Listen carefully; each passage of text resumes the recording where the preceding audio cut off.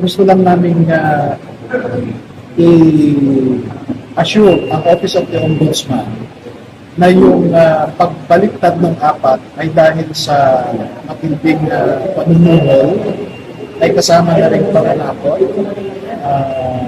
At saka sasabihin din namin kung sino yung mga tao na nasa likod ng panunungol na ito. Pati yung traffic ng Biyernes, nakaabot kami nito 4:30 na ng hapon. So hindi na namin na-meet yung alauna, kaya ang sabi ay kung pwede bumalik kami ngayon. Ang purpose ng pag-uusap namin ngayon ay para mapag-usapan kung ano yung sagot doon sa mga isinagot ng mga iniimbestigahan ng Ombudsman.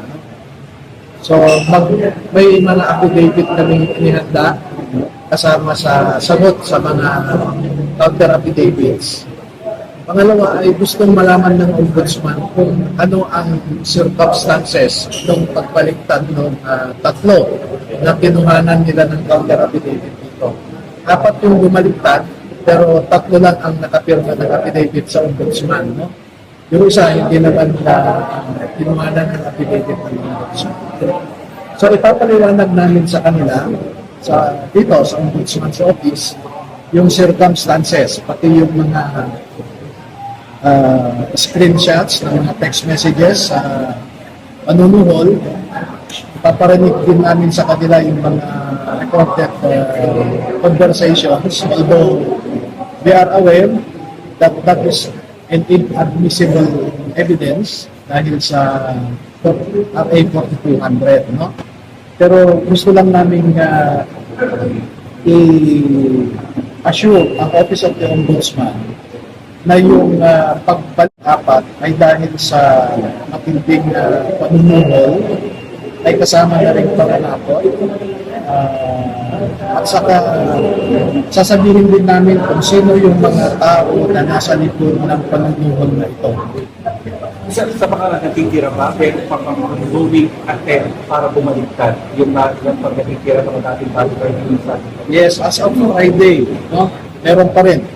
May nagte-text. Yung isa nga, si Benny Bulontate, ay parang nakikiusap dito sa isa, ay Hil Navidad, na kung pwede, sumama na siya sa kanila. Pero mukhang dinidiktahan lang siya based sa nakita ko na record na FaceTime ba yun? O video call, no? So, mukhang I maintain my observation na yung si Benny Bulontate kasi medyo namumukha ang mata at medyo maputla na siya. No? Hindi ko alam kung ilaw lang. Alam mo. Pero mukhang if you look at his demeanor, his body language, I think he is in distress. Huwag mo na ngayon, no?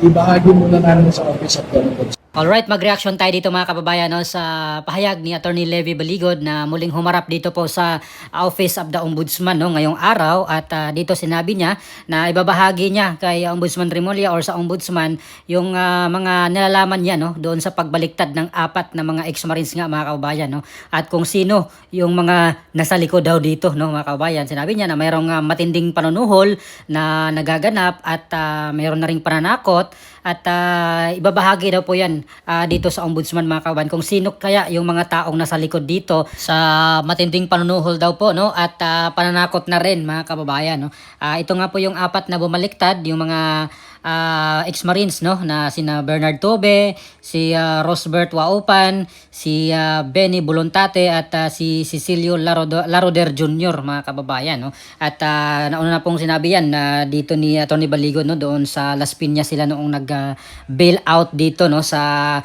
mga kasamang ex-marines na merong warrant of arrest. Sinabi ni Atty. Baligod na meron talagang panunuhol na nangyari at nakausap pa nga no kasi tumawag daw po itong si Benny Bulontate doon sa isa sa mga kasamahan ng Brave 40 na lang ngayon at tila bagay namumutla na daw itong si Benny Buluntati at medyo namaga yung kanyang mga mata, no, mga kababayan. So meron po sila ditong conversation, mga ebidensya daw po in due time ilalabas po nila Attorney Baligod yan, sabi niya. At ito ngayon siguro yung ibabahagi nila, no, dito sa ombudsman, yung mga attempt, no, nila Buluntati, no, yung 4 na bumaliktad na nagre-recruit pa sila ng mga kasamahan pa nila para bumaliktad, no, para sumama daw doon sa kailang 4, no. At nauna rin po yung sinabi ni Ombudsman Remulla, no, tahasan niyo pong sinabi yan na si dating House Speaker Martin Romualdez ang nakikinabang dyan, no. Dahil tinanong po siya ng media nung time na yun, nung may press con po siya, kung sino daw kaya yung posible na nasa likod dito sa pagbaliktad ng 4, no. Sinabi ni Ombudsman Remulla na si House Speaker Martin Romualdez kasi siya daw po yung talagang makinabang dito, no, mga kababayan. So dalangin natin na sana talaga, no, makukulong na po itong mga involved dito sa malawakang korupsyon na ito dahil talagang kawawa ang mga Pilipino, mga kababayan, no, dahil sa pinagagawa nilang pagnanakaw.